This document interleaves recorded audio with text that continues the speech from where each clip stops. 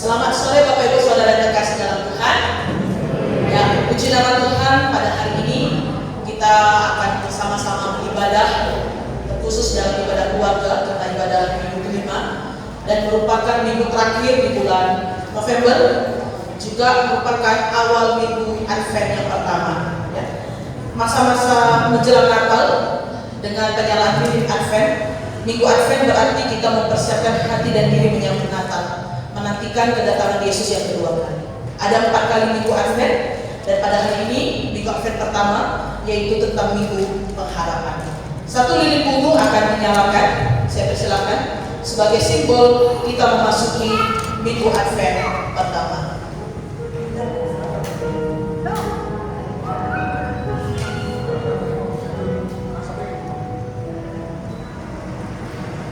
Firman Tuhan di dalam kitab Mika 5 ayat yang pertama, tetapi engkau, hai Betlehem Efrata, hai yang terkecil di antara kaum Yehuda, daripadamu akan bangkit bagiku seorang yang akan memerintah Israel, yang permulaannya sudah sejak purbakala, sejak dahulu kala. Amin. Mari kita mempersiapkan hati kita untuk masuk di dalam minggu Advent pertama dan juga di dalam ibadah keluarga ini. Waktu dan tempat saya persilakan kepada Tutus.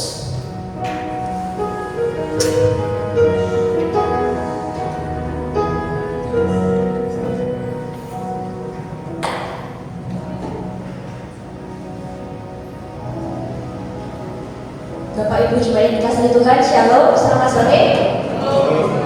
Puji nama Tuhan, jikalau pada sore hari ini kita bisa berkumpul datang beribadah bersama dengan keluarga untuk menyembah Tuhan kita yang telah turun ke dalam dunia membawa pengharapan dan terang bagi keluarga.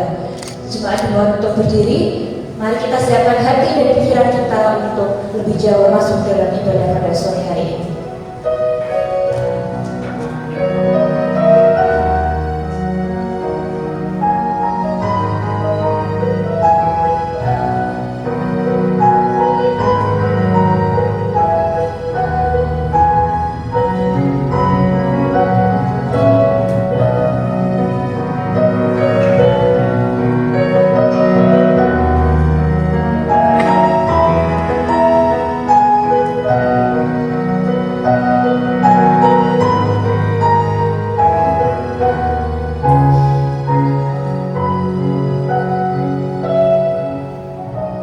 Ibadah pada sore hari ini dimulai dengan pertolongan di dalam nama Tuhan, pencipta langit dan bumi, yang memelihara kesetiaannya sampai selama-lamanya dan yang tidak pernah meninggalkan hasil perbuatan tangannya. Anugerah dan sejahtera dari Allah Bapa dan dari Tuhan kita Yesus Kristus di dalam persekutuan dengan Roh Kudus menyertai saudara-saudara sekalian. Amin. Bapak Ibu Saudara yang dikasihi Tuhan, mari kita datang kepada Tuhan dengan sorak-sorai dan mengucap syukur. Kita mau memuji namanya dan menari, bersuka cita sebab Dia Raja Tuhan kita yang berkuasa di bumi dan di surga. Datang kepada Tuhan. Oh,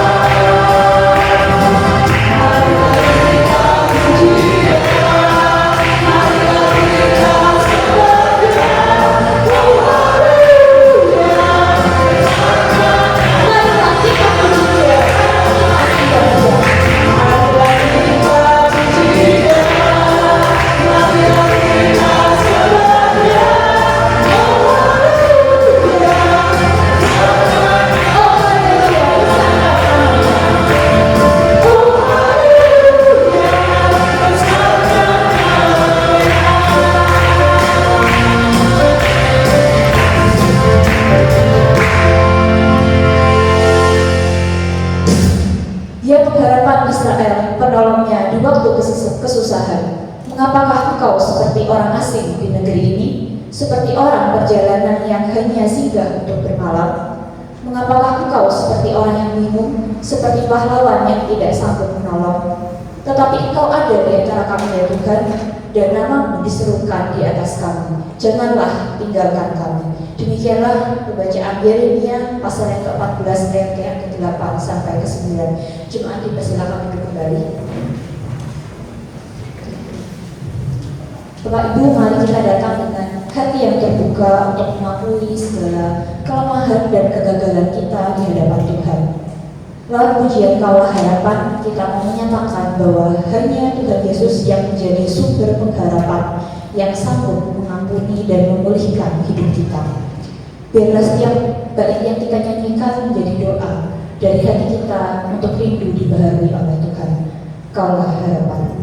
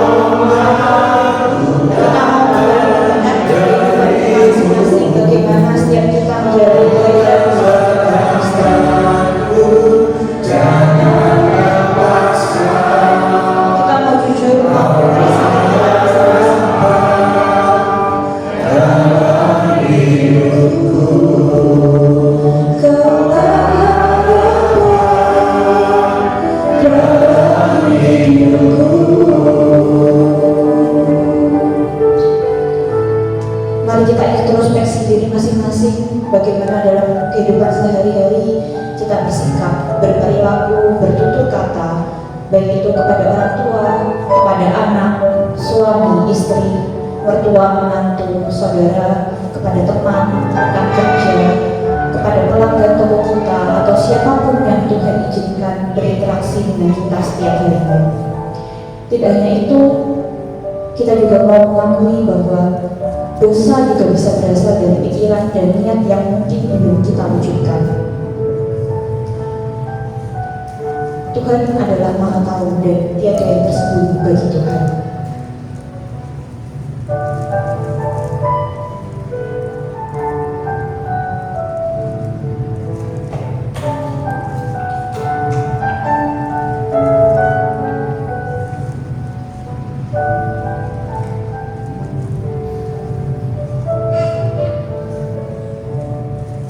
Bapa, kami bersyukur untuk kasih-Mu yang besar yang nyata melalui kelahiran Yesus Kristus Putra-Mu, Sang Immanuel.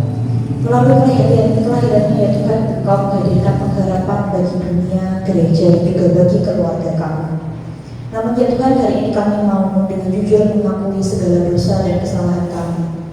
Sebagai keluarga, terkadang kami sering tidak mencerminkan kasih Kristus dalam sikap dan perkataan kami. Kami sering egois, mudah tersinggung, lebih sibuk dengan urusan kami sendiri daripada saling memperhatikan dan menguatkan. Kami juga mengakui ya Tuhan, kami tidak selalu menjadikan Engkau sebagai pusat dalam keluarga kami. Kami sering mengandalkan kekuatan kami sendiri daripada bersandar kepada-Mu. Ampunilah kami ya Tuhan. Sebentar lagi kami akan kembali merayakan kelahiran-Mu. Perbaharuilah keluarga kami ya Tuhan, biarlah pengharapan yang Kau bawa melalui kelahiran Yesus Kristus kembali menghidupkan kasih di tengah keluarga kami, memulihkan relasi yang renggang, kemudian menguatkan yang lemah dan juga menuntun kami untuk saling mengagumi. Hanya di dalam nama Tuhan Yesus Kristus, Juru Selamat yang lahir bagi kami dan keluarga kami mau mengaku dosa dan memohon pengampunan. Amin. Jemaat sekalian yang telah mengaku dosa di hadapan Tuhan, dengarlah berita anugerah yang diambil dari Mazmur 25 ayat yang ke-11 hingga 12. Oleh karena nama-Mu ya Tuhan, ampunilah kesalahanku, sebab besar kesalahan itu. Siapakah orang yang takut akan Tuhan? Kepadanya Tuhan menunjukkan jalan yang harus dipilihnya. Marilah kita menjalani hari-hari ke depan berdasarkan firman Tuhan yang diambil dari Ibrani yang ketiga ayat yang ke-6. Kita bacakan bersama-sama 2-3. Tetapi Kristus setia sebagai anak yang mengepalai rumahnya, dan rumahnya ialah kita.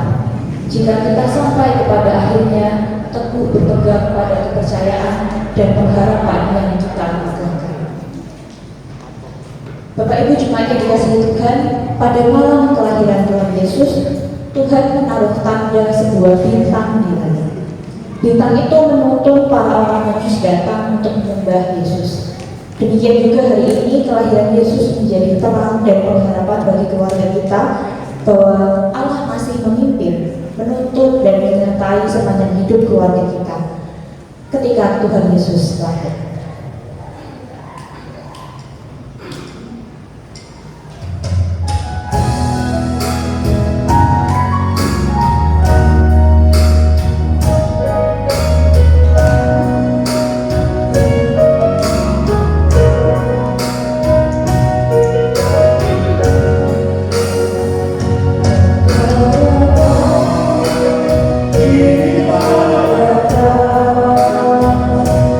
Kita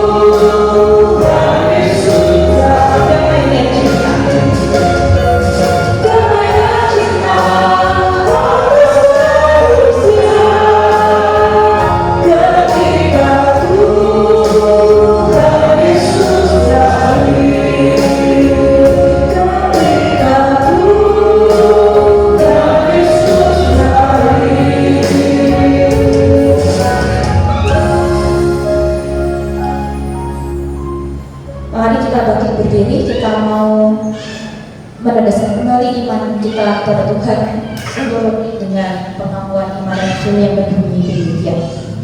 Aku percaya kepada Allah, Bapa yang Maha Kuasa, Khalik langit dan bumi, dan kepada Yesus Kristus, Anaknya yang tunggal Tuhan kita, yang dikandung dari Roh Kudus, lahir dari darah Maria, yang menderita sengsara, dibolong oleh tangan Pontius Pilatus, disalibkan, mati dan dikuburkan, turun ke dalam kerajaan Allah. Pada hari yang ketiga, bangkit pula dari antara orang mati, naik ke surga, duduk di sebelah kanan Allah, Bapa yang Maha Kuasa, dan dari sana Ia akan datang untuk menghakimi orang yang hidup dan yang mati. Aku percaya kepada Roh Kudus, gereja yang Israel, persekutuan orang kudus, pengampunan dosa, kebangkitan tubuh dan hidup yang kekal. Amin. Jemaat dipersilakan untuk kembali.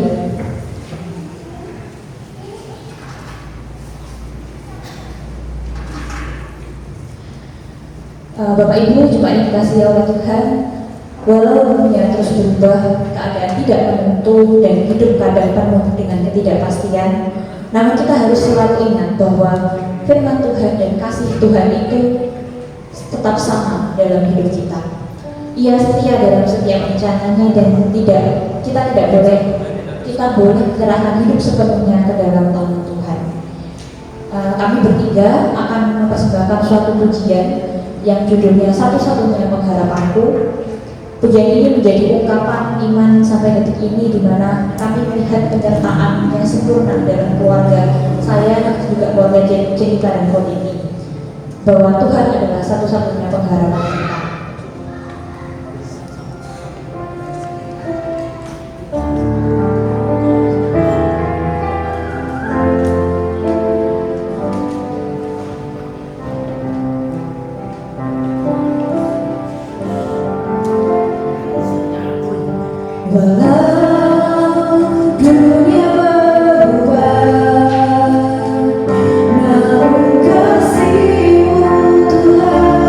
Tetap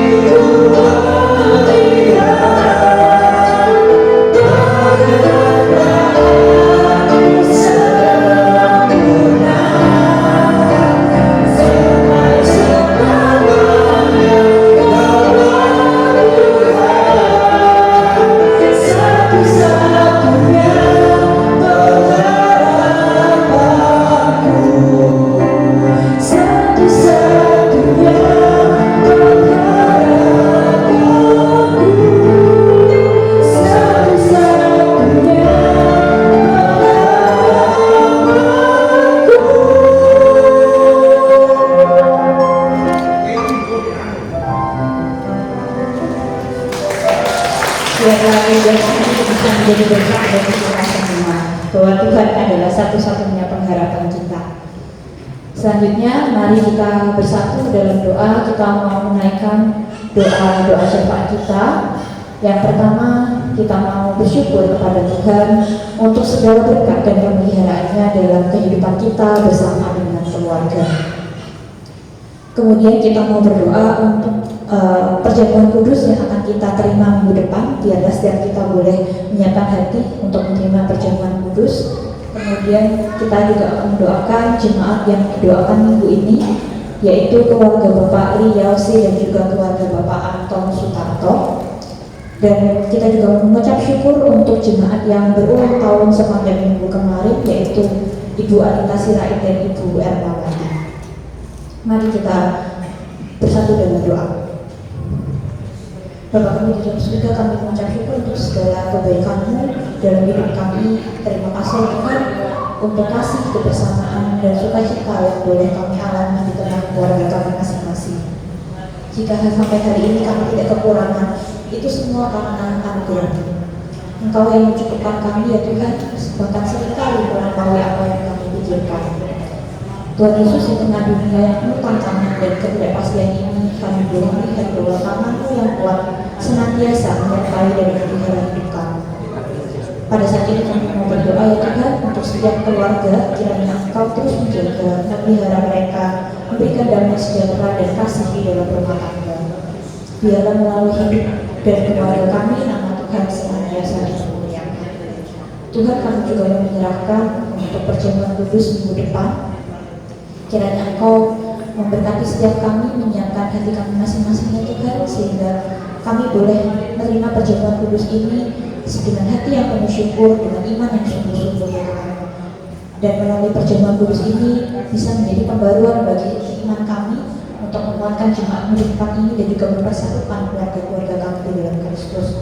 Tuhan, kami juga mau menyerahkan untuk keluarga Bapak Li Yausi dan juga keluarga Bapak Anton Sutarto. Kiranya Engkau sendiri yang menjadi kepala dan penuntun dalam setiap keluarga ini. Berikanlah kepada mereka damai sejahtera, kasih yang tulus, kerukunan, hati yang selalu rindu mencari Engkau ya Tuhan. Dan jika mereka ada pergumulan, baik dalam kesehatan, ekonomi, relasi maupun pelayanan, kiranya Engkau terus menopang dan menguatkan. Teguhkan iman mereka ya Tuhan, supaya mereka tetap percaya bahwa Engkau lah Allah yang setia dan tidak pernah meninggalkan mereka.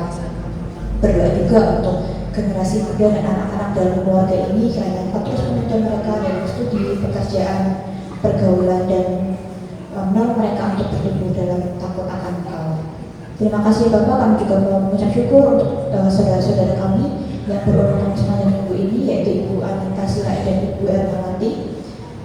Kiranya di umur yang baru ini Engkau melimpahkan kesehatan, kekuatan, sukacita, dan damai sejahtera dalam hidup mereka. Berkatilah pekerjaan, studi, rumah tangga, dan pelayanan mereka, dan melalui hidup mereka nama-Mu bisa dipermuliakan. Terima kasih Bapak, inilah doa-doa kami. Semuanya kami serahkan ke dalam tangan-Mu, kiranya Engkau yang menjawab sesuai dengan kehendak-Mu. Kami menyerahkan doa ini ke dalam Engkau yang sudah mengajarkan berdoa. Bapa kami yang di surga, dikuduskanlah nama-Mu, datanglah kerajaan-Mu, jadilah kehendak-Mu di bumi seperti di surga. Berikanlah kami pada hari ini makanan kami yang secukupnya, dan ampunilah kami kesalahan kami, seperti kami juga mengampuni orang yang bersalah kepada kami. Dan jangan membawa kami ke dalam cobaan, tetapi lepaskanlah kami dari yang jahat. Karena Engkau yang kerajaan dan kuasa dan kemuliaan sampai selama-lamanya. Amin.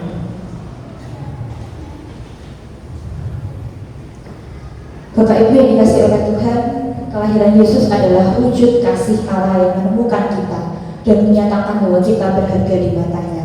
Tuhan datang sebagai terang, memberi pengharapan bagi gelapnya dunia. Namun kelahiran itu akan sungguh berarti jika kita mengizinkan Tuhan lahir di dalam hati kita dan mengubah cara kita bersikap, berpikir, dan memperlakukan sesama. Saat hidup kita secara pribadi diubahkan oleh Kristus, maka suasana keluarga pun akan berubah dan diberi pengharapan, damai, dan kasih Kristus. Biarlah pujian yang akan kita nyanyikan sebentar lagi menjadi doa dan pengharapan kita di minggu akhir yang pertama ini. Lahir di hatiku.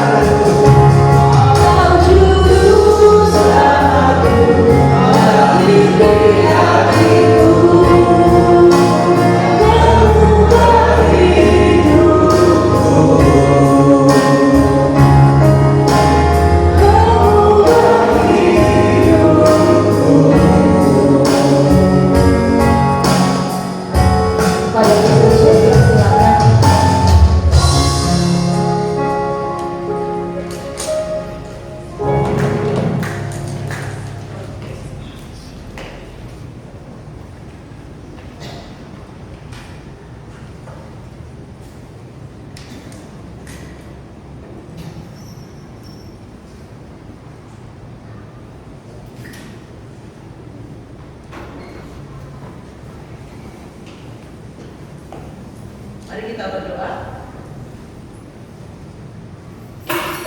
Terima kasih karena Engkau sudah lahir di hati kami, lahir di dalam keluarga kami.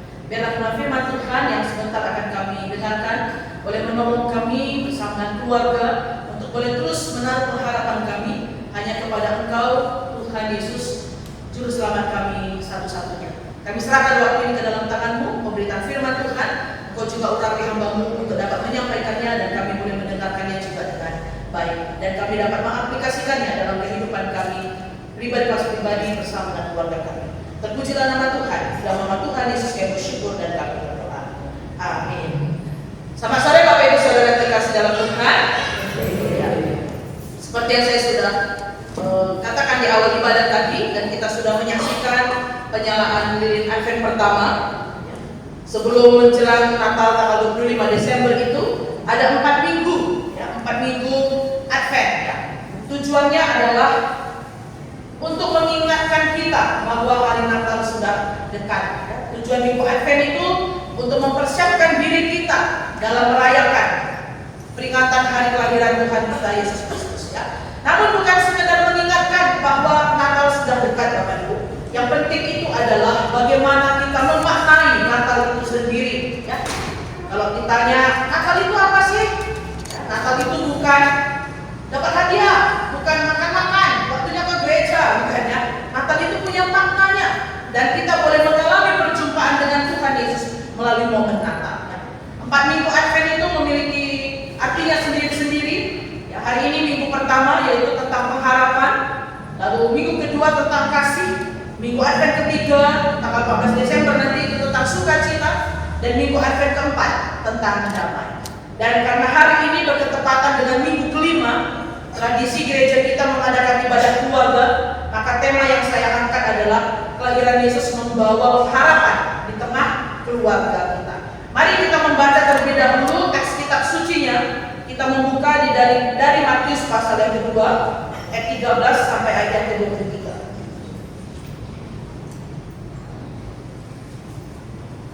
Matius pasal yang kedua, ayat 13 sampai ayat yang ke-23. Saya akan membacakan untuk kita. Mari kita menyimak Alkitab kita masing-masing. Matius 2 ayat 13 sampai 23, demikian firman Tuhan.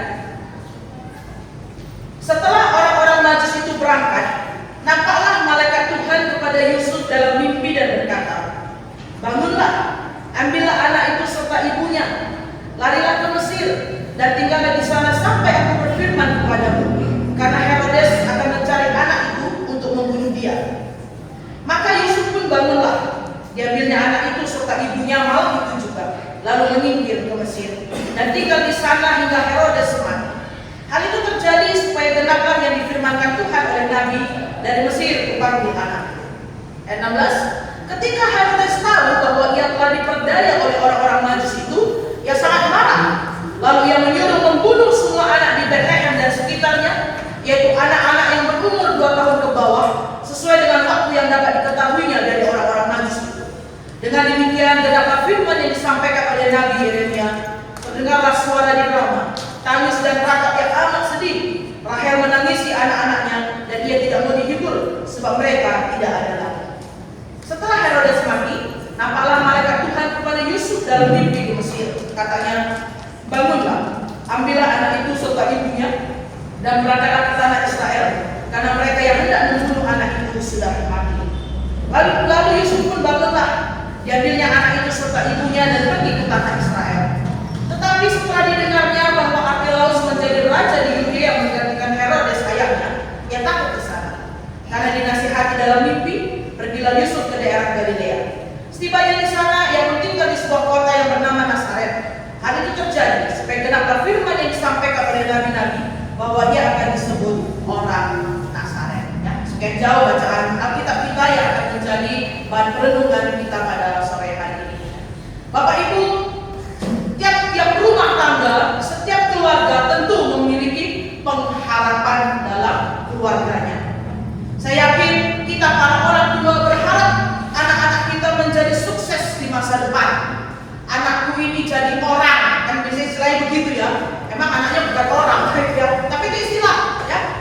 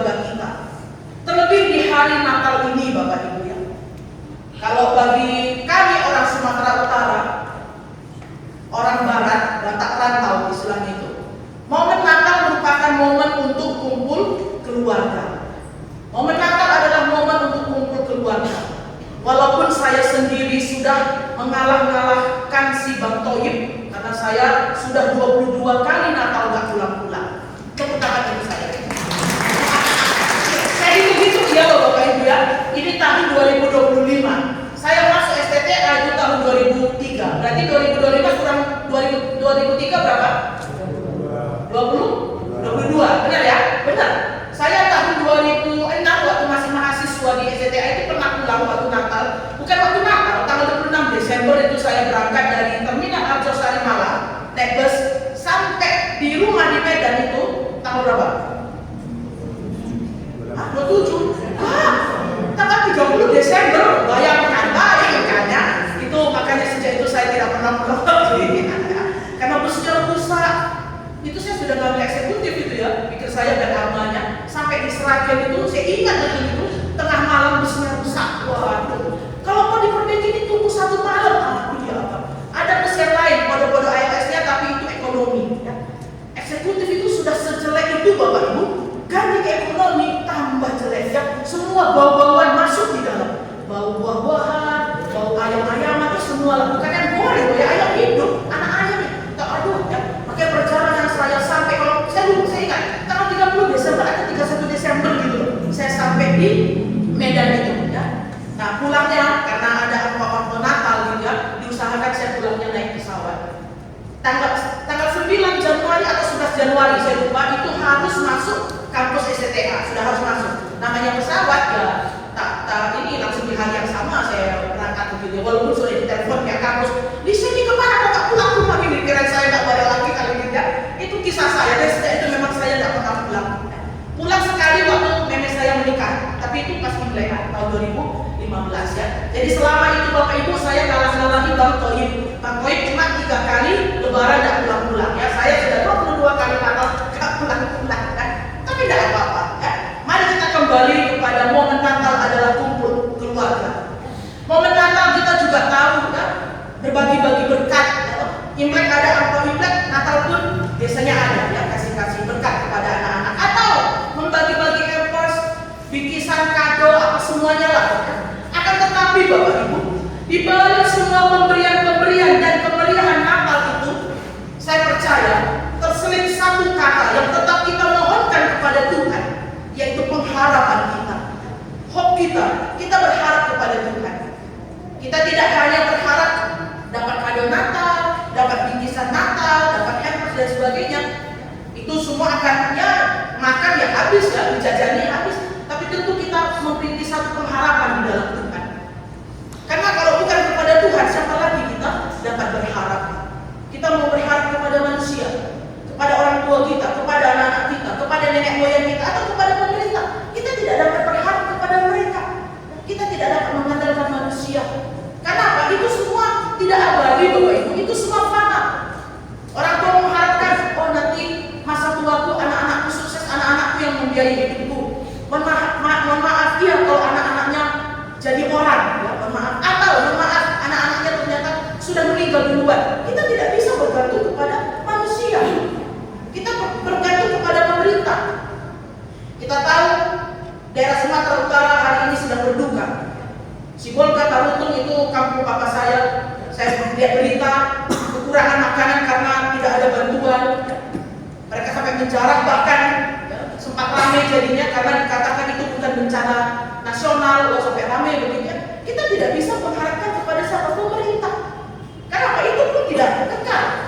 Itu juga habis. Mohon maaf, entah mereka yang membuka open donasi itu, mohon maaf, nyampe apa enggak? Kita juga tidak tahu.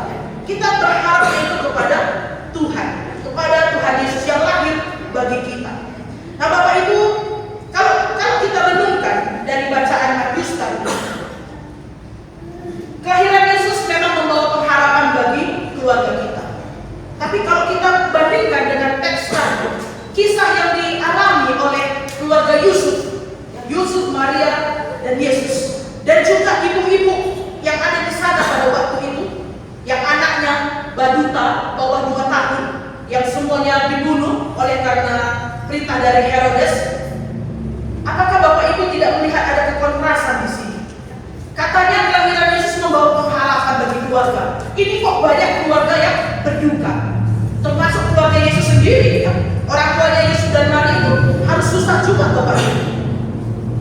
Di mana pengharapan mereka? Ada mama-mama yang kehilangan anak itu, ratap tangis mereka karena Herodes itu tadi. Herodes kan marah ya, orang Majus tidak kembali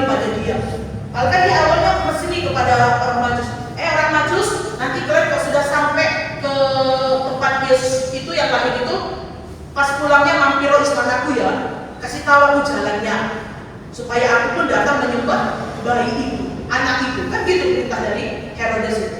Tapi karena Tuhan berfirman kepada orang Majus, kalian pulang ke negeri kalian, jangan kembali ke Herodes. Mereka tidak datang kepada Herodes. Herodes sadar, iya ya ini saja ini sudah waktunya orang Majus ini datang, kok nggak datang-datang? Dia sadar, oh aku sudah diperdaya, dan dia marah. Makanya dia mengeluarkan perintah semua anak-anak yang berusia di bawah 2 tahun semuanya dibunuh. Dia berharap di antara keluarga-keluarga itu ada Yesus, ada keluarga Yusuf di sana. Jadi memang tujuan Raja Herodes adalah melenyapkan Yesus. Nah, Bapak Ibu, sekali lagi peristiwa yang dialami oleh keluarga Yusuf, mereka juga harus mengungsi ke Mesir gara-gara itu. Keluarga-keluarga lainnya itu tadi, yang mama-mama harus kehilangan anaknya. Apakah ini tidak kontras dengan pengharapan kita? Tentu mama-mama mengharapkan anaknya ya tak mati kan begitu ya. Tentu Yusuf sekeluarga mengharapkan mereka tidak sampai harus mengungsi-ungsi. Tapi kenapa ini terjadi? Dalam kehidupan kita hari ini pun, ya, tiap rumah tangga saya yakin juga mengalami peristiwa yang tidak menyenangkan. Pasti keluarga saudara juga pernah mengalami yang namanya kesusahan, penderitaan, masalah-masalah hidup. Pertanyaannya, masih adakah harapan itu? Mungkin harapan itu memang masih ada. Pertanyaan lebih lanjut, masih mampukah kita berharap kepada Tuhan? Pengharapan oke, masih ada, karena Tuhan itu kan kekal. Tapi masih mampukah kita berharap kepada Tuhan? Atau kita sudah hopeless, sudah kehilangan pengharapan, putus asa? Kalau tadi saya mengatakan kita berharap kepada anak kita, berharap kepada orang tua kita, berharap kepada pemerintah, itu kan kekal, tidak kekal semua, fana semua, tidak bisa kita berharap. Tadi LED ini sempat mati kan? Kita nggak bisa berharap, mungkin kita ada pas acara-acara begini kok terjadi seperti ini, nggak bisa kita harapkan. Karena ini apa itu bukan benda kekal, bukan benda abadi, sementara dia bisa rusak. Tapi kita punya Allah yang tidak akan pernah rusak. Tuhan Yesus yang kekal, makanya pengharapan kita adalah kepada Tuhan. Tapi terkadang, ya itu tadi mungkin dengan peristiwa hidup yang membuat kita sedih, membuat kita menderita. Terkadang mungkin sudah membuat kita kehilangan harapan, kita sudah hopeless. Seharusnya kita tetap datang kepada Tuhan karena Dia adalah kekal. Dia tidak habis, Dia tidak berkesudahan, Dia tidak pernah lenyap. Mari kita boleh koreksi diri kita. Dan saya merenung-renungkan secara pribadi ya, indikator orang yang sudah putus asa itu, yang sudah kehilangan harapan itu, dia tidak semangat lagi. Males wes, gak mau lagi buat apa-apa. Dia seakan-akan mas hidupku hancur mas. Dia lemas loyo dalam kehidupan rohaninya, karena dia merasa mas aku sudah kehilangan harapan. Tuhan aja tidak bisa diharapkan. Akhirnya apa? Jadi malas berdoa. Percuma wes ibadah, baca GS sia-sia wes, imannya runtuh. Nah kalau Bapak Ibu bisa menyelidiki diri sendiri, apakah sudah mengalami indikator-indikator itu, bisa jadi kita sudah berada dalam titik kehilangan pengharapan. Saya belum kalau ya puji Tuhan, tapi mungkin memang bisa saja loh. Kita pernah berada di titik putus asa, ataupun mungkin sekarang sedang berada di titik putus asa, kehilangan pengharapan. Apa yang harus kita lakukan? Apakah kita akan selamanya terpuruk dalam kesedihan dan benar-benar tidak berpengharapan lagi? Kalau Tuhan itu kekal, apakah Dia pun tidak dapat lagi kita jadikan sumber pengharapan? Saya tidak tahu lagi mungkin ya. Mari hari ini kita diingatkan bahwa Yesus lahir membawa pengharapan bagi kita, bagi keluarga kita. Pengharapan yang seperti apa Bapak Ibu? Pengharapan bahwa Tuhan selalu beserta dengan kita dalam segala situasi. Pengharapan kita di dalam Yesus adalah bahwa Dia selalu beserta dengan kita dalam segala situasi. Tidak mudah ya, kondisi keadaan yang harus dialami, harus dijalani oleh Yusuf, Maria, dan Yesus. Ya, perkiraan Yesus itu bukan bayi lagi ya. Makanya kenapa umur 2 tahun ke bawah yang perintah dari Herodes itu ya. Katakanlah Yesus sudah berumur 1,5 tahun atau sudah 2 tahun ya. Tidak mudah perjalanan mereka. Awalnya saja Bapak Ibu, sebelum Yesus lahir itu kita tahu bagaimana Yusuf dan Maria itu harus menempuh kilometer meter untuk pulang kampung ke Bethlehem. Dengan kondisi Maria hamil besar, kendaraan pun kan nggak ada, paling cuma naik keledai, keledai ya, kan gitu. Sampai mereka di Bethlehem, mereka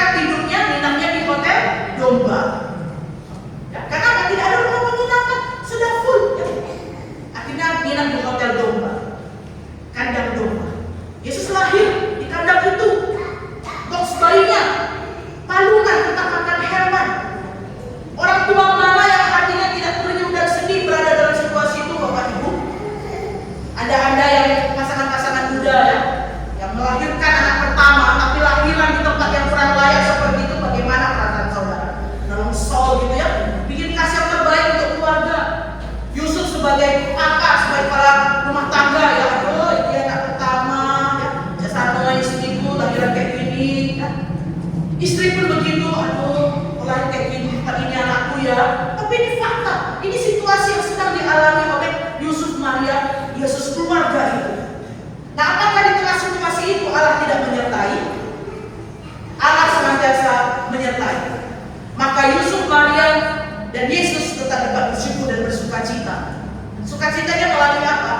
Para gembala, orang-orang najis yang datang untuk menyembah Yesus Sang Bayi Kudus itu. Tapi kondisi sulit yang harus dijalani keluarga Yusuf ini belum berakhir, Bapak Ibu. Terjadi lagi drama ya dalam hidup mereka, kan begitu ya. Plot twist mereka itu luar biasa sekali ya. Orang-orang Majus yang awalnya datang memberikan persembahan mereka pulang ke negeri ya, seperti yang saya sampaikan tadi. Herodes menjadi marah dan akhirnya apa? Memerintahkan supaya anak-anak di tahun dibunuh. Nah, Yusuf diperintahkan untuk mengungsi ke Mesir, supaya mereka selamat dari ancaman Herodes. Jadi sekali lagi tidak mudah situasi mereka ini. Mereka harus menjalani itu, tapi ingat tangan Tuhan tetap menyertai. Kenapa? Karena mereka dapat melewati masa-masa sulit itu, Bapak Ibu. Ya. Mereka tetap dapat melewati. Mereka harus dijalani memang. Masa sulit itu harus dijalani, Bapak Ibu. Kenapa? Tuhan itu menyertai kita melewati masa sulit itu. Demikian juga dengan ibu-ibu yang harus menangis dan meratap kehilangan anak-anak mereka itu tadi. Apakah dengan peristiwa itu berarti Tuhan tidak menyertai mereka? Bukan. Bukan karena kita harus mengalami masalah, ada air mata, hal itu berarti Tuhan tidak menyertai. Bukan, Bapak Ibu. Tuhan akan menghapus setiap air mata yang jatuh di pipi kita. Tuhan akan hiburkan kita. Itu penyertaan Tuhan. Tuhan akan beri kita jalan keluar. Tuhan akan beri kita kelegaan. Jadi sekalipun anak-anak kecil itu tadi yang dibunuh oleh Herodes membuat mama-mamanya, aduh hilang sudah harapanku, anakku sudah mati gitu. Tapi tetap pengharapan di dalam Tuhan itu tidak akan pernah lenyap. Ingat, anak-anak tidak terkalahkan. Sekali lagi tidak apa-apa, kita bergantung berharap kepada anak, tidak apa-apa. Tapi jangan terlalu bergantung berharap kepada anak. Kenapa? Kalau itu tidak terjadi, ternyata anak yang kita harapkan tidak seperti yang kita harapkan, menangis lagi. Apa begitu? Pengharapan kita kepada siapa? Kepada Tuhan. Tuhan, aku berserah padamu, ini anak-anakku. Kan begitu ya. Bapak Ibu, saya menceritakan tentang banjir yang melanda Sumatera ya, karena ini keluarga besar saya di Medan sana juga terkena dampak banjir, termasuk papa saya, ibu saya juga terkena dampak banjir. Tapi saya percaya Allah terus menyertai mereka. 2 hari saya tidak dapat menghubungi mereka karena listrik padam, jaringan internet putus. Tapi saya tetap menaruh harapan saya kepada Tuhan. Jadi Kamis pagi itu masih sempat telepon, airnya sebetis, dia bilang sama papa saya, kakinya jangan direndam di situ toh, dinekno kakinya di sofa gitu loh. Itu Kamis pagi kan.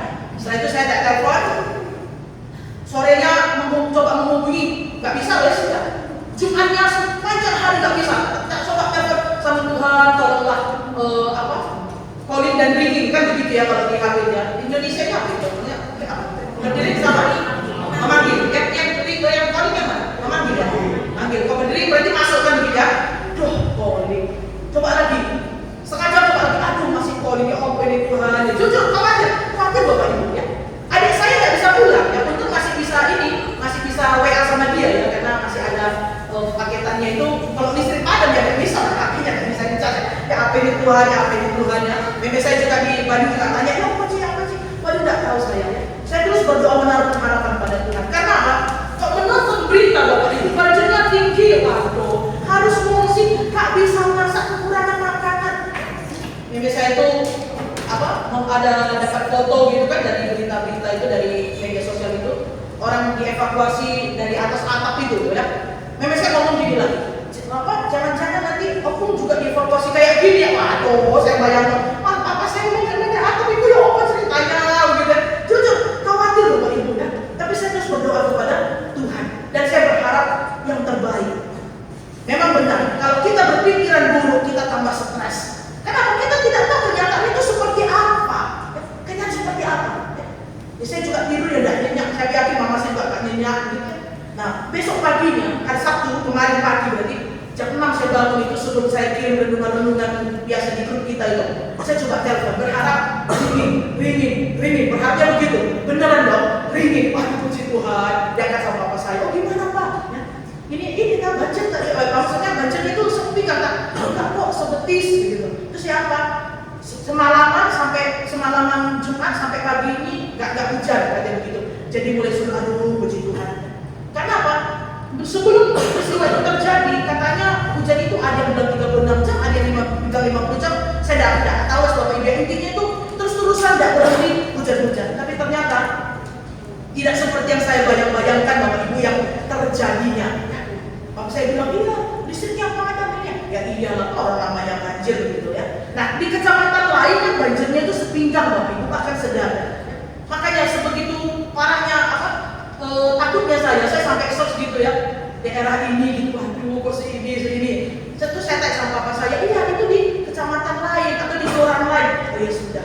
Nah dengan kondisi seperti ini Bapak Ibu, kita tahu bahwa Tuhan itu tetap menyertai. Bahkan kemungkinan buruk pun yang terjadi, tetap Tuhan itu ada. Kita jangan mengatakan, Tuhan berarti tidak ada ini. Oh tidak. Saya mengalami hal seperti ini. Saya juga, kalau saya di sini pikir saya, aduh Tuhan harusnya aku di sana. Saya di sana pun apa yang bisa saya lakukan? Kan nggak ada yang bisa saya lakukan. Makanya saya tetap berharap kepada Tuhan. Makanya mari patrikan dalam hati kita bahwa Tuhan itu selalu beserta kita. Kondisinya buruk sekalipun Tuhan tetap beserta. Tuhan tetap menguatkan kita karena Dia adalah Allah Immanuel. Sebelum Yesus lahir, Allah sudah mengatakan hal itu kepada Yusuf. Yusuf, kamu jangan takut mengambil Maria sebagai istrimu, karena dia akan melahirkan seorang anak laki-laki dan mereka akan menyebut namanya Immanuel, artinya Allah menyertai kita. Jadi dalam segala situasi Tuhan Allah tidak ingkar janji, Dia selalu menyertai kita, ada bersama kita, hadir dalam setiap musim hidup kita. Maka tetaplah bergantung pada Tuhan. Tidak apa-apa walaupun tapi Tuhan ini susah loh Tuhan. Gak masalah, inilah dunia Bapak Ibu ya, inilah dunia. Kalau nggak mau banjir nanti di surga sana kan begitu. Mari pada saya dalam dunia ini tetap taat kepada Tuhan, terus berpengharapan kepada Dia. Tuhan selalu ada menyertai kita. Lalu yang kedua, pengharapan kita adalah bahwa Tuhan tahu segala sesuatu. Dia bukan hanya Tuhan yang tinggal di dalam kita, beserta dengan kita, tapi Dia tahu segala sesuatu. Tuhan tahu bahwa Herodes berencana membunuh Yesus. Tuhan tahu itu. Allah tahu bahwa Herodes berencana membunuh Yesus. Yusuf kan nggak tahu kalau Herodes itu sedang berencana untuk membunuh anaknya. Yusuf nggak tahu, kan? Karena apa? Yusuf manusia. Dia terbatas dalam pemikirannya. Dia tidak tahu ada bahaya sedang mengintai keluarganya. Tapi Tuhan Allah tahu. Makanya Tuhan Allah berfirman, pergi Yusuf, bawa keluargamu mengungsi ke Mesir karena Herodes hendak membunuh anak. Yusuf taat pada perintah Tuhan. Dia tidak nanya-nanya, kenapa Tuhan? Apa Herodes membunuh anak? Harus sekarang kan Tuhan? Enggak, dia tidak nanya-nanya. Malam itu juga segera dia bawa anak istrinya pergi ke Mesir. Kamu sampai di sana aja, sampai di sana terus. Ya, kata Tuhan jangan kemana-mana. Dan Yusuf tak. Sampai Herodes mati, Yusuf tetap tinggal di Mesir bersama dengan keluarganya. Ya, jadi Bapak Ibu kalau kita perhatikan rancangan Tuhan itu begitu detail. Ya. Begitu juga dalam kehidupan kita. Rancangan-rencana Tuhan itu begitu detail Bapak Ibu. Begitu terencana, tersusun rapi. Saya katakan demikian kenapa? Yusuf disuruh mengungsi dan tempat yang dituju itu sudah jelas, Mesir. Ya. Tidak dikatakan Yusuf mengungsi bawa istrimu anakmu. Kemana Tuhan? Sekarang mau kemana aja, terserah kamu. Firman Tuhan kan bukan seperti itu. Jelas pergi ke Mesir. Jadi terencana saudara. Rencana Tuhan itu begitu indah. Jelas pergi ke Mesir. Diperintahkan juga kamu tetap tinggal di Mesir sampai nanti Tuhan berfirman lagi. Karena Tuhan tahu kalau Yusuf ini nanti cuma berapa hari di Mesir datang lagi, Herodes belum mati, nanti terjadi lagi kekacauan seperti itu. Jadi jelas sekali, kamu tinggal di sana sampai nanti Tuhan berfirman lagi. Jadi Bapak Ibu, kemahatauan Tuhan memang tidak dapat kita selami, tidak dapat kita mengerti. Bisa jadi ini cuma pemikiran saya, begitu ya. Bisa jadi walaupun Yusuf ini gak banyak tanya, tapi kan bisa jadi ya dalam hatinya ya. Kenapa ya harus mengungsi ke Mesir ya? Kenapa harus ke Mesir sih? Capek tahu, gitu ya. Mengungsi kemana kek? Yang dekat-dekat kek? Gitu ya. Atau kalau memang Herodes ini mau membunuh anakku, ya maksud si Allah tidak bisa mematikan Herodes dulu, ya bisa jadi Yusuf bertanya seperti itu Bapak Ibu. Tapi Yusuf tidak mengeluarkannya, tapi dia tetap menjalani semua perintah Tuhan dengan tepat. Bisa jadi kita pun bertanya kepada Tuhan, kenapa begini Tuhan? Kenapa begitu Tuhan? Kenapa gak ngikuti rencanamu Tuhan? Kok rencanamu Tuhan? Bisa jadi karena kita kadang-kadang sok-sokan jadi manusia. Tapi mari kita boleh menaruh ketaatan kita kepada Tuhan. Jadi meskipun pengetahuan kita terbatas, Bapak Ibu, kita tidak tahu akan hari esok apa yang akan terjadi ke depan. Tahun 2025 ini tinggal 1 bulan lagi. Tahun 2026 walaupun banyak muncul peramal-peramal yang begini, yang begitu, yang begini, yang begitu, kita nggak tahu akan hari depan. Nah, dengan pengetahuan kita yang terbatas, tidak apa-apa, asal kita taat kepada Tuhan, maka membuat kita bisa sejalan dengan kehendak dan rencana Tuhan. Saya ulangi ya, meskipun pengetahuan kita terbatas, tapi dengan ketaatan kita kepada Tuhan membuat kita dapat sejalan dengan kehendak dan rencananya. Kita turut masuk dalam rencana Tuhan. Jangan malah sebaliknya, ya, dengan keterbatasan pengetahuan kita jadi sok-sokan mengatur Tuhan. Kita tidak menurut perintah Tuhan. Kita malah tidak percaya. Kita malah lebih menaruh pengharapan kita kepada manusia, kepada anak, kepada suami, kepada istri, kepada orang tua, kepada pemerintah. Sekali lagi, apa yang dapat kita harapkan dari manusia? Ingat Mazmur 118 ayat 18 sampai 19 yang minggu lalu saya sampaikan ini ya. Sudah dihitung, benar itu berada di tengah. Ada yang menghitung? Lebih baik berdiri kepada Tuhan daripada beriman kepada bangsawan. Lebih baik percaya kepada Tuhan daripada percaya kepada manusia. Dengan terjadinya banjir tanah longsor di Sumatera itu yang masih belum pulih Bapak Ibu, kita tidak tahu kan bencana itu akan terjadi. Siapa yang tahu? Warga-warga di sana tidak ada yang tahu. Tanda-tandanya memang sudah ada ya, hujan dan sebagainya. Siapa yang tahu akan terjadi longsor seperti itu? Hari ini enak-enak kerja, enak-enak bobo tengah malam, longsor, banjir, gempa. Sekali lagi siapa yang tahu? Tahu kita tidak tahu. Peramal terhebat pun juga akan tahu. Paling kalau ditanya, katanya kamu meramalkan besok gempa, kok nggak gempa? Iya, aku salah hitung kan, kita ngeles aja mereka sama para peramal-peramal itu kan. Jadi ngapain kita menaruh harapan kita pada peramal-peramal? Tolong ramalkan dong jodohku siapa? Jodoh Yosafat adalah seorang wanita. Ya iyalah, masa jodohnya seorang pria kan nggak mungkin ya? Loh kok nggak sesuai? Katanya jodohku rambutnya panjang, itu kalau pendek. Iya, kemarin dia sudah potong rambut. Ayo, ngapain percaya seperti itu ya?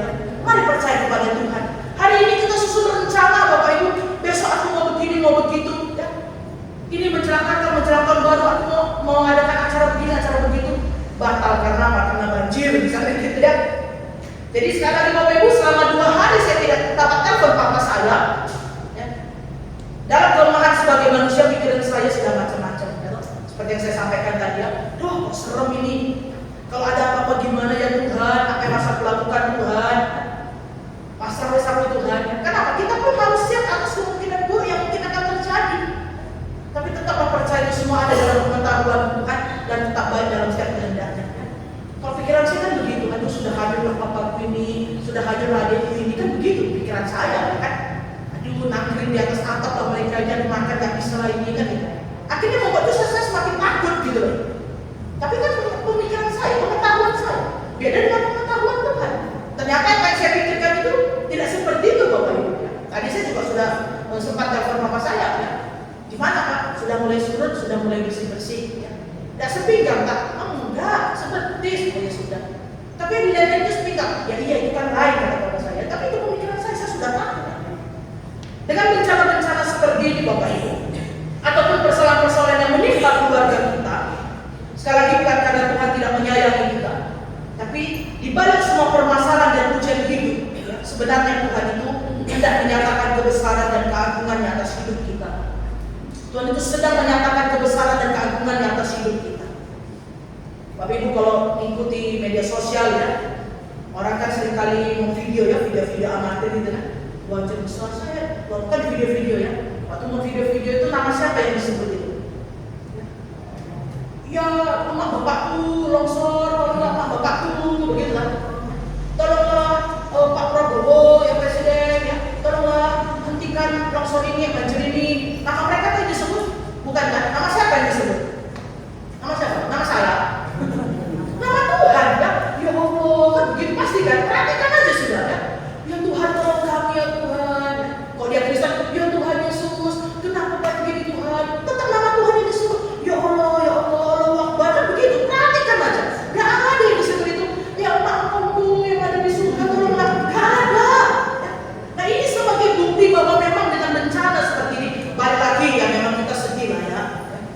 sedih ya, apalagi kalau itu terjadi pada diri kita, ya kita sedih lah. Persoalan bukan hanya bencana alam ya Bapak Ibu, persoalan dalam rumah tangga saudara pun, ya memang sedih lah ya begitu ya.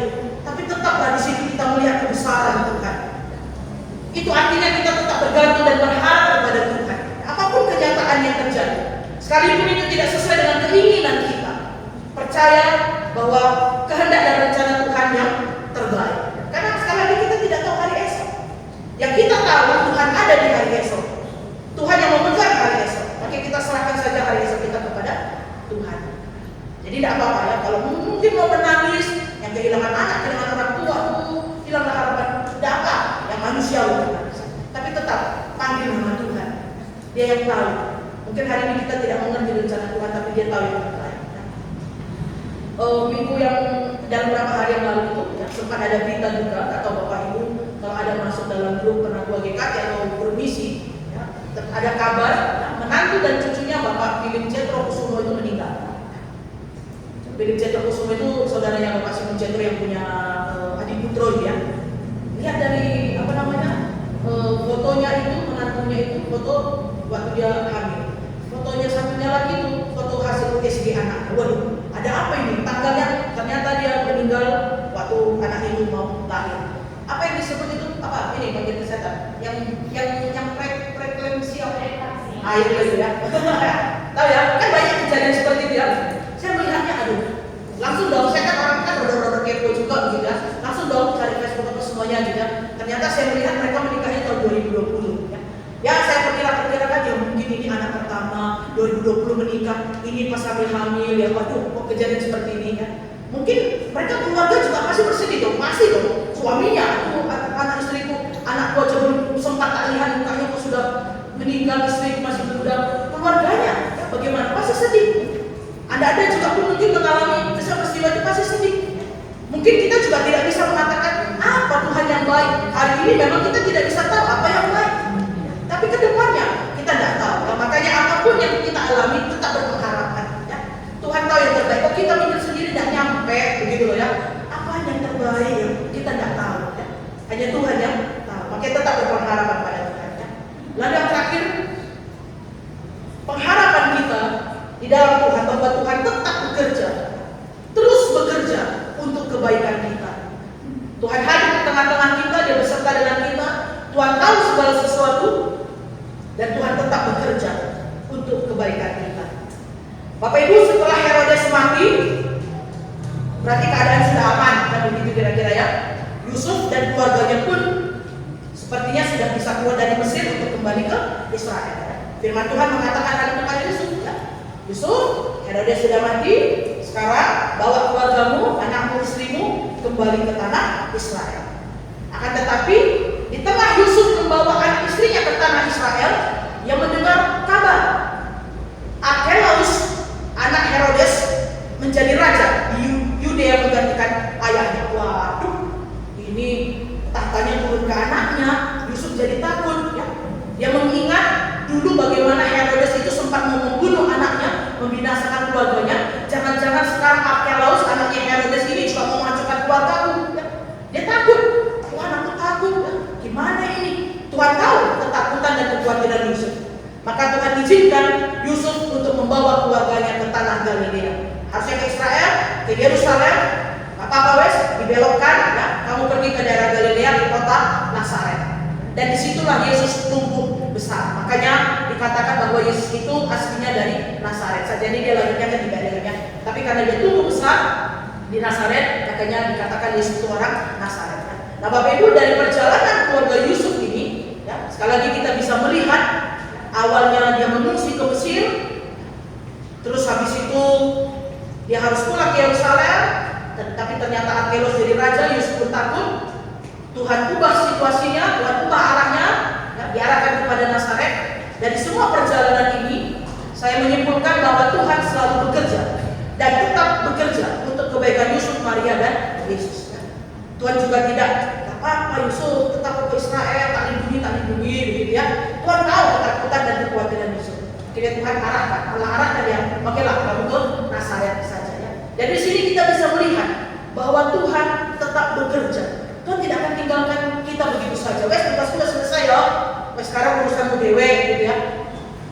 Herodes sudah mati ya, Arkelos lawan aja gitu. Tidak, tapi Tuhan tetap bekerja ya, untuk kebaikan Yusuf, Maria dan juga Yesus. Demikian juga dengan kita bersama keluarga kita, Bapak Ibu. Cobalah kita ingat-ingat dan renungkan bagaimana tangan Tuhan tetap bekerja dalam segala situasi dan kondisi yang harus dialami oleh keluarga kita. Saya yakin banyak hal, banyak berkat-berkat, banyak penyertaan, banyak mukjizat jalan keluar yang Tuhan berikan kepada kita. Bagaimana tangan Tuhan itu tetap bekerja dalam kehidupan rumah tangga kita dan akan terus bekerja. Tidak akan berhenti, cukup di sini, enggak, akan terus bekerja. Nanti kalau kita meninggal, masih ada keluarga kita, anak-anak kita, bukan berarti tangan Tuhan berhenti bekerja. Enggak, Tuhan akan terus melihara anak cucu kita semua sampai dunia ini nanti berakhir. Baru Tuhan berhenti bekerja di dunia ini. Selama dunia ini masih ada, Tuhan akan terus bekerja karena Dia adalah Allah yang benar.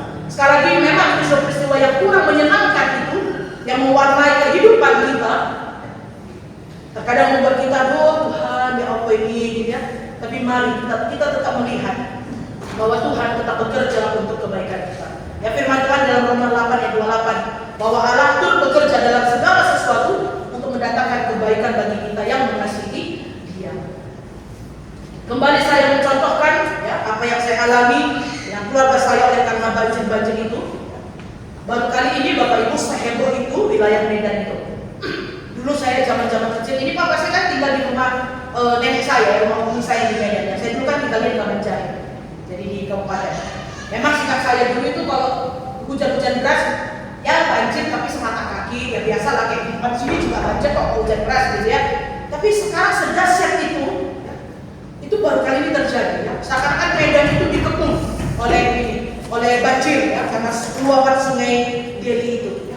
Saya di sini, kami berada di 3 kota yang berbeda ya.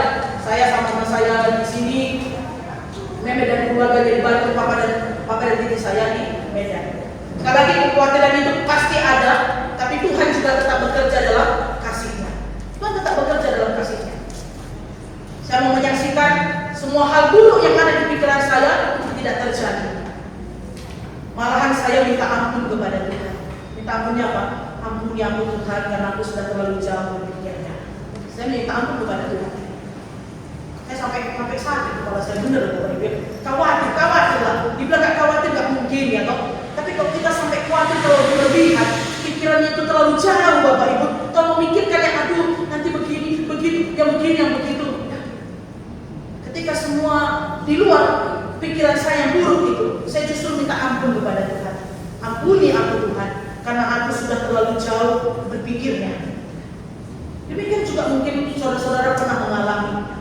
Terkadang kita itu selalu memikirkan yang seharusnya tidak perlu kita pikirkan. Kita membayang-bayangkan itu terlalu jauh. Ya. Pikiran kita terlalu negatif, terlalu berburuk sangka. Akhirnya apa? Kita stres dewe, depresi dewe kan begitu. Loh, gak boleh dipikirkan kalau boleh dong ya. Saya juga gak akan mungkin cuek-cuek begitu saja Bapak Ibu, ya kan? Saya gak akan mungkin, ya sudah, gak apa-apa mas, terjadi apa terjadi, ya enggak juga. Gitu. Saya juga tetap mendoakan ya, Tuhan kalau memang Tuhan mengizinkan ya, berilah keselamatan ya, berilah apa, kan begitu. Hari Jumat pagi, saya sama saya ke puskesmas ya, karena mau ambil resep obat. Sekarang kan sekali ngambil resepnya di puskesmas itu. Ada satu bapak itu, tugas puskesmas itu sudah hafal sama mama saya. Mungkin karena mama saya ini satu-satunya pasien yang berKTP Medan, begitu. Jadi dia sampai hafal ya. Ibunya masih betah ya di sini, kata bapak itu. Iya Pak, masih betah di sini. Tapi ini kondisi kampung saya Medan lagi banjir ini Pak. Saya bilang, oh iya ya, kata ibu yang satunya. Parah ya. Tapi gimana keluarga di sana selamat semua ya, kata bapak ini. Iya Pak, Tuhan, walaupun udah mati saya juga nggak bisa telepon Pak, dan mati saya begitu ya. Tapi kata-kata selamat itu bapak ibu saya renungkan terus. Bapak ini menganggap kata selamat itu adalah bahwa keluarga saya baik-baik saja, kan begitu ya. Keluarga saya nggak kenapa-kenapa. Tapi kata selamat ini dalam iman Kristen kita mengandung 2 arti. Selamat ya tidak hanyut oleh banjir, selamat masih hidup, ya. Tapi selamat yang kedua adalah masuk surga, kan begitu. Dari situ saya merenungkan, Tuhan, seandainya papa saya tidak selamat dalam dunia ini, ya papa saya meninggal, adik saya meninggal, keluarga saya meninggal, karena peristiwa ini saya tidak perlu bersedih hati gimana, karena apa? Dia sudah selamat di dalam Tuhan. Jadi kata-kata itu tak saya renungkan. Iya Tuhan, ya ampun aku kalau aku berpikirnya terlalu jauh. Memang terhadap kemungkinan buruk Bapak Ibu kita harus siap ya. Saya juga siap jujur ya. Saya kadang-kadang Tuhan kalau seandainya balik ke Medan, jalan ke Kuala Namu Bandar itu banyak pesawat kayak apa ya? Ya sudahlah Tuhan ya, nggak apa-apa wes kan gitu. Sampai segitunya Bapak Ibu ya. Tapi kata-kata Bapak itu selamat semua tapi kan keluarga gitu. Nah karena selama ini mengganggu saya ya. Iya Tuhan ya. Kita sebagai orang Kristen ini sebenarnya itu punya keselamatan kekal. Dunia ini semua kita kan mati dong, mati. Ya bagaimana caranya kita tidak tahu. Hanyutkah? Kena longsor kah? Kita tidak tahu. Sakit kah? Atau sehat saja tiba-tiba meninggal? Oke, secara dunia kita memang tidak selamat karena sudah mati kan begitu.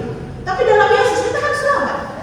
Tuhan kalau memang keluarga saya Tuhan tidak izinkan lagi hidup di dunia, tapi dia hidup di surga, tidak apa-apa Tuhan, aku berserah. Akhirnya doa saya seperti itu Bapak Ibu.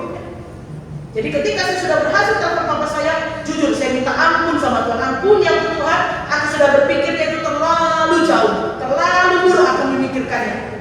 Kenapa? Kita ini terbatas, kita dimakan oleh pikiran kita sendiri. Ya. Akhirnya stres dewek. Ternyata yang kita bayangkan tidak terjadi. Tapi seandainya pun terjadi Bapak Ibu, nah terjadi. Kita dalam iman Kristen kita tidak perlu sedih berlarut-larut. Ya. Kenapa? Kita sudah selamat semuanya di dalam Tuhan. Pengharapan kita terbesar itu kan selamat di dalam Tuhan sebenarnya. Ya, dunia ini kan kita tinggalkan kok. Apa yang mau kita bawa? Tidak ada. Ku tak membawa apapun juga. Saat ku datang ke dunia, ku tinggal semua pada akhirnya saat ku kembali ke surga. Ya. Jadi itulah keselamatan kita yang sesungguhnya. Ya. Mari tetap kita boleh memasuki masa Advent menjelang Natal ini. Ya.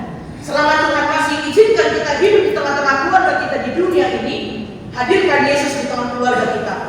Supaya kita tetap dapat menaruh pengharapan kita kepada Tuhan. Pengharapan bukan berarti kita tidak mengalami sesuatu di luar rencana kita. Pengharapan bukan berarti harus sesuai kehendak kita, bukan. Pengharapan itu berarti kita berserah kepada Tuhan, bergantung kepada Tuhan, pasrah sama Tuhan, biarkan kehendaknya yang terjadi. Meskipun kenyataan itu kadang sesuatu yang sulit buat kita. Tapi hari ini kita diingatkan, berpengharapan oleh karena Yesus selalu beserta dengan kita. Oleh karena Yesus tahu segala sesuatu. Oleh karena Yesus tetap bekerja untuk kebaikan kita.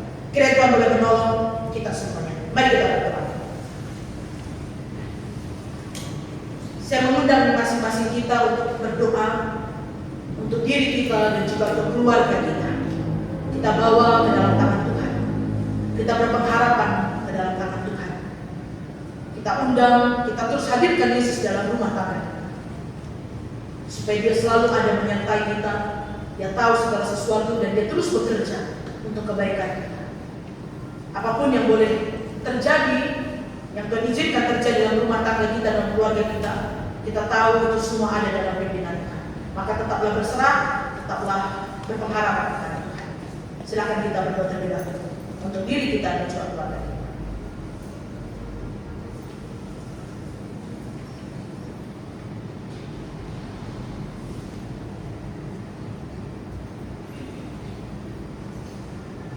Tuhan tolonglah setiap kami, tiap-tiap keluarga, tiap-tiap rumah tangga yang hadir pada sore hari ini, yang sudah mendengarkan firman-Mu, Engkau urapilah, Engkau berkatilah, dan terus berikan kepada kami suatu pengharapan.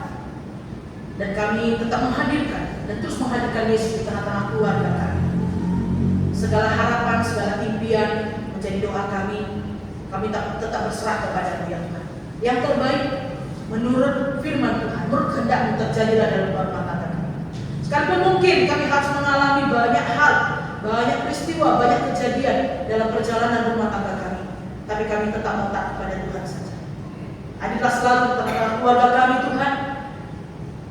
Engkau yang maha tahu, ke depannya Engkau yang terus bekerja untuk kebaikan rumah tangga kami, pimpinlah kami dalam terang. Terima kasih Engkau memberkati setiap rumah tangga, para orang tua, semua anak-anak, semua suami, semua istri, semua emak, semua engkau, semua Tuhan Engkau menyertai mereka dalam tiap-tiap rumah tangga mereka. Jadikan menjadi rumah tangga keluarga yang terus berpengharapan kepada Yesus Tuhan kami.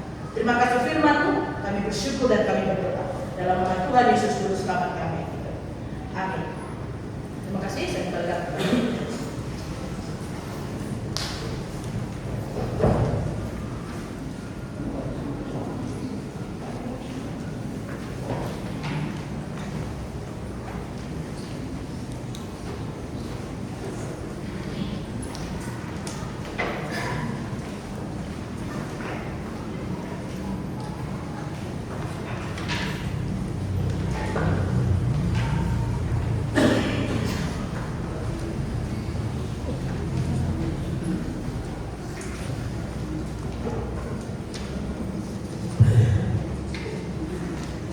Nah, Bapak Ibu, kita tahu bahwa Tuhan bekerja dalam segala sesuatu untuk mendatangkan kebaikan.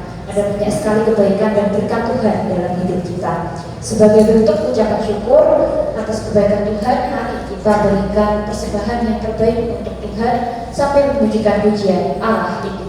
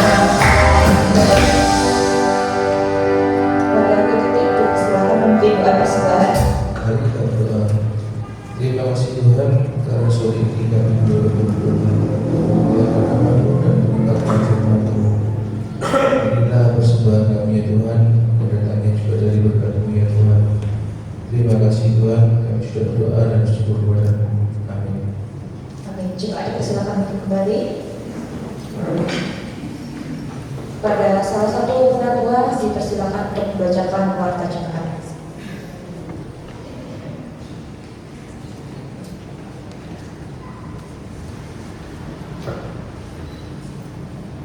Shalom. Selamat sore jemaat yang terkasih. Terima kasih sudah hadir sore ini dalam kebaktian kita sore hari ini. Kami mengucap terima kasih pada pendeta Nisi yang sudah menyampaikan firman, juga kepada rekan-rekan semua yang bertugas sore hari ini. Kami mencatat persembahan ibadah umum 23 November tahun 2025 Kehadiran jemaat pagi hari 26 orang, sore hari 41 orang, kas umum pagi Rp720.000, kas umum sore Rp1.605.000. Sedangkan SKA untuk pagi harinya Rp360.000 dan sore hari Rp581.000. Persembahan syukur kami terima dari Damai Rp2 juta.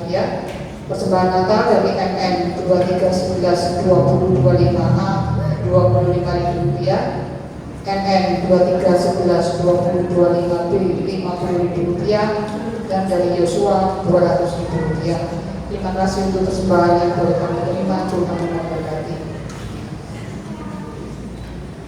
Kebaktian anak sudah kita adakan pagi tadi pukul 8:30 pagi, dan mulai minggu depan akan diadakan kegiatan serangkaian acara Natal.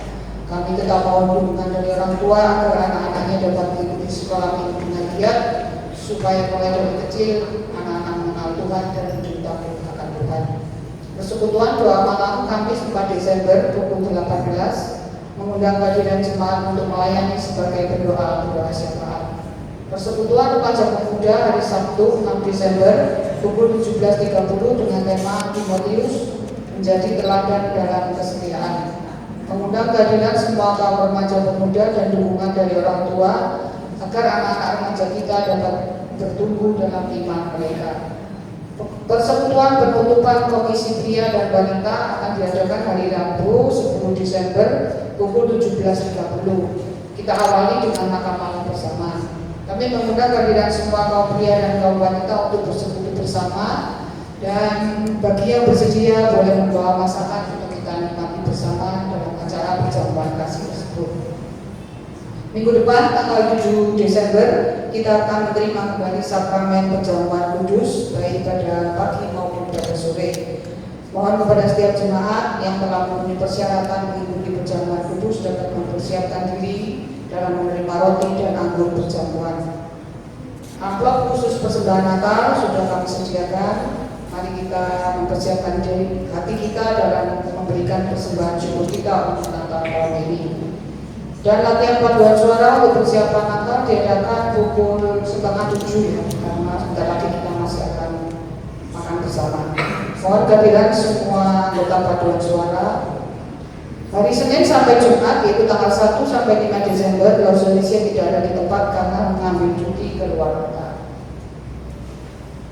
Petugas pelayanan ibadah umum minggu depan pagi hari pengkhotbah Pendeta Lisiel, liturgos Yosafat, pemusik apung, singer Edwin Wang dan Liminio, pewarta penentuan Uni, penyambut tamu yang info, doa persembahan Yosafat, petugas perjamuan penentua Sri Sumi dan penentua Robert Wiliati.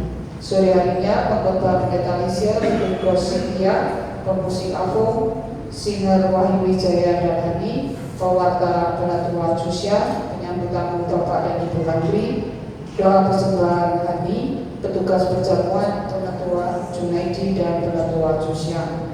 Dan tema khotbah minggu depan, gereja reform yang berbuah melalui kehidupan bergereja yang sehat, dalam rangka kita memperingati ulang tahun Sinode GKT yang ke-86. Sekian warta dari kami, selamat hari Minggu.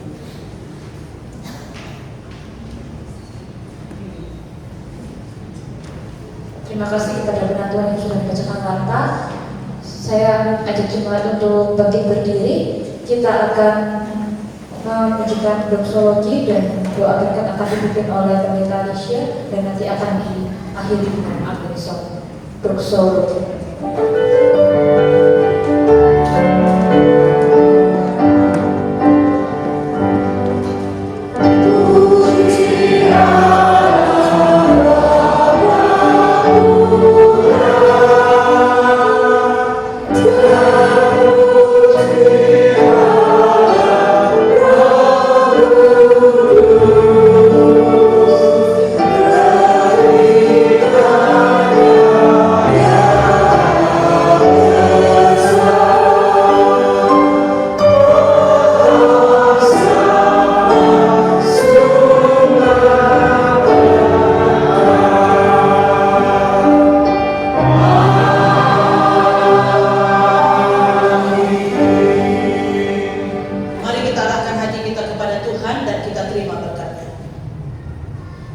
Kiranya kasih karunia dan damai sejahtera dari Allah Bapa kita, penebusan dan keselamatan kekal dari Tuhan Yesus Kristus, serta pertolongan, kekuatan, penghiburan di dalam kuasa Allah Roh Kudus, Allah yang Tritunggal itu, yang telah memilih dan memanggil kita, yang akan terus memberkati, meneguhkan, menyertai kehidupan kita dalam rumah tangga, sehingga menjadi rumah tangga, keluarga yang boleh terus berpengharapan kepada Tuhan kita, Yesus Kristus. Terpujilah Tuhan kini dan selamanya. Soli Deo Gloria. Amin.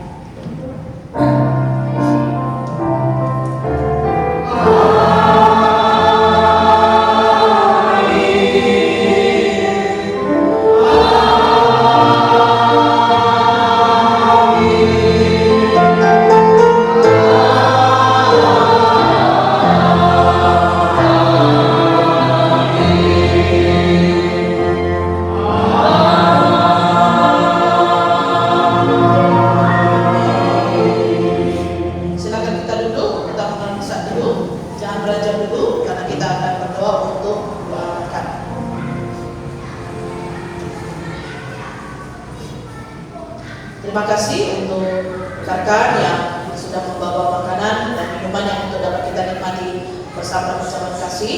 Ya, karena ini dari kita, oleh kita dan untuk kita, mari kita saling berbagi ya. Karena kan tidak, tentunya jumlahnya mungkin tidak sebanyak yang sejumlah yang dibawa, yang mungkin ayam hanya 2 potong, mungkin doyan mungkin ya. Jadi marilah berbagi ya. Kalaupun tidak dapat ya, oh yang pentol itu tidak dapat, sudah tidak apa-apa ya, cari yang lain ya, yang penting bisa makan atau bersuka cita ya. Mari, saya mau supaya jemaat GKT Bandung ini punya satu prinsip kebersamaan ya. Tidak usah kayak arek cilik yang dapat itu, aku pun dapat ini, kari titik, nggak usah sudah ya. Sekali lagi ini dari kita untuk kita berbagi, tidak usah rebutan ya, nggak usah rebutan, semuanya dapat. Kalau memang masih kurang, ayam di sebelah itu jualan. Oh ya wes, di sana. Kalau kurang beli di sana ya, baunya sudah ke sini ya. Itu yang jadi saya mau supaya kita menjadi benar-benar menjadi gereja yang bersatu kuat di dalam Tuhan. Mari kita berdoa. Tuhan, kami menyerahkan akan perjamuan kasih ataupun pertama-tama dalam makan malam bersama yang akan kami nikmati sebentar.